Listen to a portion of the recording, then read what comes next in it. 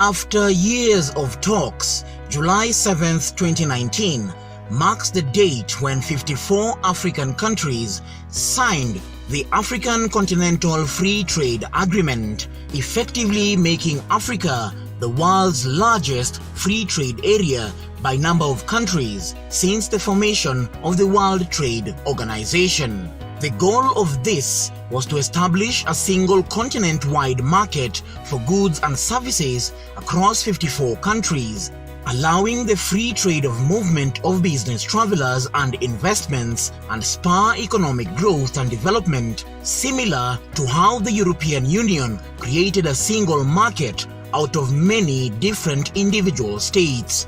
By increasing regional trade, lowering trade costs, and streamlining border procedures, full implementation of the pact would be a huge step forward for Africa, demonstrating to the world that it is emerging as a leader in global trade.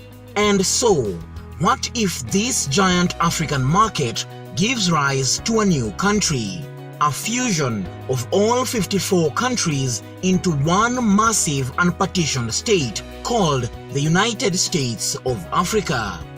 The United States of Africa, or USA in short, would form out of 54 sovereign countries which together cover 6% of Earth's total surface and 20% of its land. As a single country, the United States of Africa would cover a gargantuan area of 30 million square kilometers, definitively making it by far the biggest country in the world, 3 times the size of Canada, the US, and China, and 70% of all of Asia. The total population here would be 1.3 billion, meaning the United States of Africa would come out as only the 3rd most populated country in the world, still behind China and India. Currently, the planet's population is 7.5 billion and growing every year. By 2050, it is estimated to be close to 10 billion. This population boom will be dominated by the United States of Africa, which would be the youngest country on Earth, with a median age of about 19.7 years. In other words, if you lined up everyone in the United States of Africa by age, the people in the middle would only be 19 years, a whole decade younger than the global average of 30.4 years. As a point of comparison, that is much younger than Germany's 47.1 years or Japan's 47.3 years. Official UN estimates put Africa's population at a massive 4.4 billion people by the end of the century. Staying on population, the most populated city within the United States of Africa would be a mega city called Lagos, currently located in Nigeria, which is the biggest city in all of Africa with a population of over 20 million people. For some comparison, Tokyo, the largest sprawling megacity in the world, has over 37 million, and New York, the largest city in the United States, has a smaller population of just barely 19 million. The best European comparison would be to say bigger than Istanbul, Turkey, and way bigger than London. Other big cities in the United States of Africa would be the Egyptian city of Cairo, with a population of over 18 million, which is bigger than Los Angeles in the US and roughly the same size as Osaka in Japan, and Kinshasa in the Democratic Republic of Congo with a population of 14.3 million, comparable to Moscow in Russia or Sao Paulo in Brazil. Despite their size and population booms, none of these countries would be the proposed capital of the United States of Africa. That privilege would be bestowed upon the city of Addis Ababa in Ethiopia. The city gained international significance as the headquarters of the African Union, where African heads of states currently hold meetings. However, you see, this city holds a lot of historical significance. Unlike many other African capitals, the founding, growth and development of the city are not rooted in colonization, since the country successfully fought off Italians whose efforts to become their colonial masters were rendered futile. The outcome of the Ethiopia-Italian War ensured Ethiopia's independence, making it one of only 2 African countries never to be colonized, and turned Ethiopia into a symbol of freedom for black people globally. The United States of Africa would also adopt a single currency. This step resembles the process of European integration and the agreements worked out there.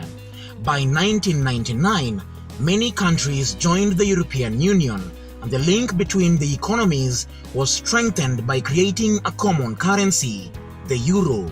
Similarly, Africa's single currency would facilitate trade, lower transaction costs, and facilitate payments for a combined economy with a gross domestic product of 2.5 trillion US dollars. This would make it only the 7th largest economy in the world, barely beating out Brazil's economy, but remain behind those of France, United Kingdom, India, and Germany.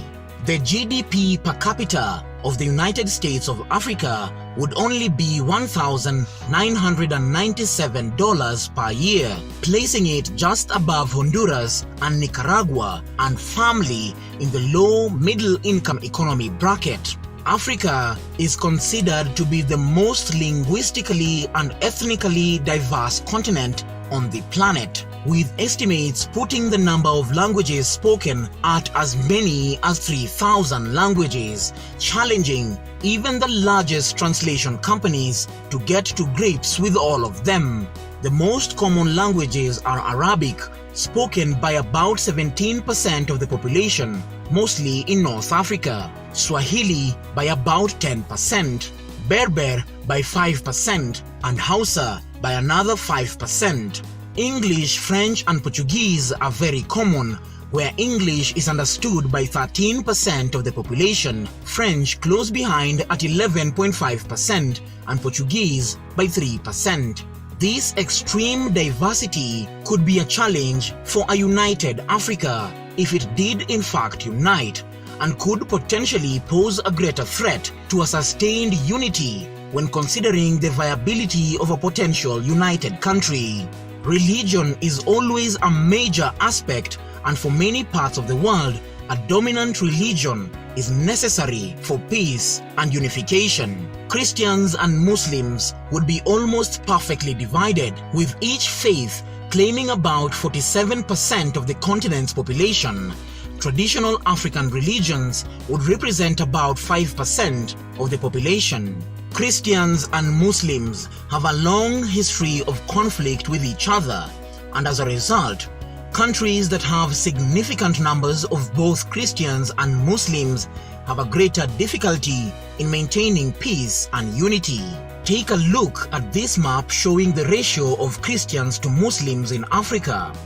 Muslims dominate the north, while Christians dominate sub-Saharan Africa. Conflicts that have a religious dimension are becoming more common worldwide, and Africa is no exception. However, religion is only one aspect of these conflicts. They can also be ethnic conflicts or conflicts over power or resources. There is no conflict based purely on religion. Basically, one must distinguish between 2 types of religious conflicts. In interreligious conflicts, the conflict parties differ in the religious groups. These can overlap with ethnic identities, and it is clear that heterogeneous societies are more vulnerable to triggering conflicts along these lines.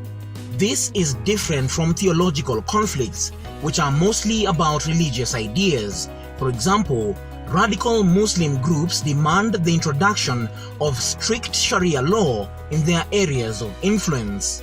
Extreme religious and ethnic diversity would pose a challenge in creating a unified Africa where peace could be achieved.